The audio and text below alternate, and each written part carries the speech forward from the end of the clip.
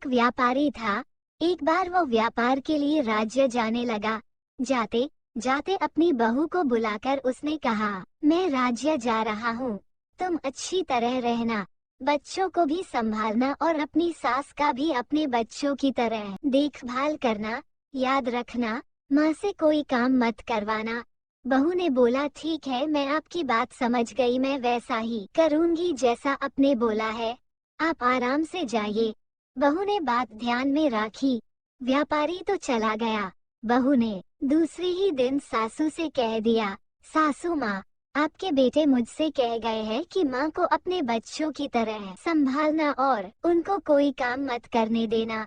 अब आप घर का कोई काम मत कीजिए, आप तो इन बच्चों के साथ खेलिए, खाए और मौज करिए। मांझी गहरे सोच में पड़ गई।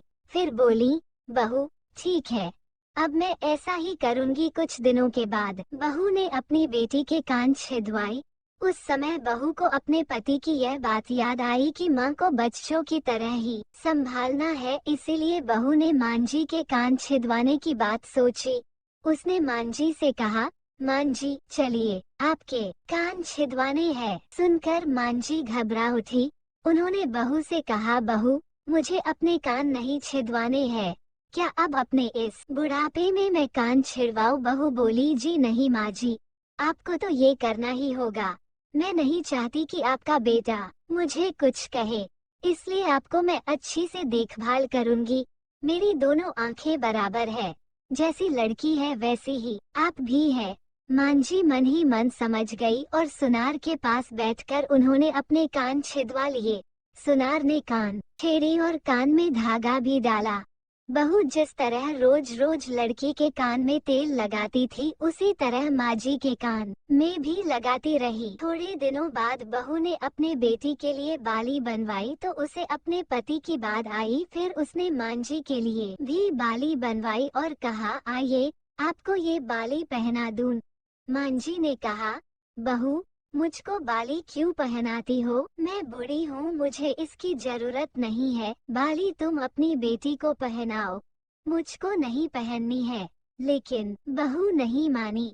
जबरदस्ती करके मांझी को बाली पहना ही दी। इसके पश्चात मांझी छोटे बच्चों के साथ अपना मनोरंजन करती, घूमती, खेलती और कई तरह के मौज मस्ती करती। बहू ने एक बढ़िया दिन देखकर अपने बेटे को नाई से चोटी रखवा ली। फिर बहू को मांझी की याद आ गई। मांझी बच्चों के साथ खेल रही थी, उन्हें वहां से बुलवा लिया और कहा, मांझी आइए, नाई के सामने बैठिए। अपने लड़के की तरह मुझे आपके सिर पर भो चोटी रखवानी है। जब मोहन के चोटी रखवाई है तो आपके क्यों न रखवाऊं, इसलिए आप जल्दी आइए। मांझी ने बहू को बहुत समझाया, पर बहू टस से मज न हुई। आखिर मांझी नाई के सामने बैठी और उन्होंने अपने सिर पर चोटी रखवाई। बहू ने गोविंद को और मांझी को जो बोला वही किया उनके साथ। बाद में बहू रोज मांझी की चोटी में तेल डालती, चोटी गूंथती और सर पर ओढ़नी डालकर मांझी को बच्चों के साथ खेलने के लिए भेजती। जब खाने का समय होता तो बहू उनको आवाज देकर बुलाती है। ऐसे ही रोज का हाल था।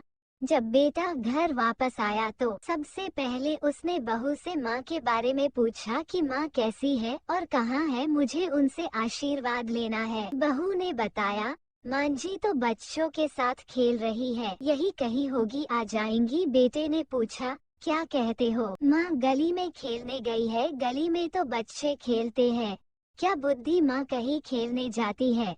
बहू ने कहा, मैं तो माँ को खेलने भेजती हूँ, आपने कहा नहीं था कि माँ को बच्चों की तरह रखना। मैंने तो लड़की की तरह ही माँ के भी कान बिंधवाए हैं और कानों में बालियाँ पहनाई है। जब लड़के की चोटी रखवाई तो मैंने माँ की भी चोटी रखवा ली थी। जब मैं सबको खेलने भेजती हूँ तो माँ को क्यों न भेजूं? मुझको सबके साथ साथ एक सा व्यवहार करना चाहिए। पति समझ गया कि उसकी मूर्ख स्त्री की अकल का दिवाला निकल गया है। बाद में पति के कहने पर बहू ने माँ को पुकारा। मांझी गली में से खेलती खेलती आई और अपने बेटे को देखकर उसकी आंखों में आंसू छलछला आए। माँ की हालत देखकर बेटा भी दुखी हो उठा। बहू की मूर्खता के लिए बेटे ने माँ से माफी मांगी और बहू को बड़ी उल्टी सीधी सुनाई।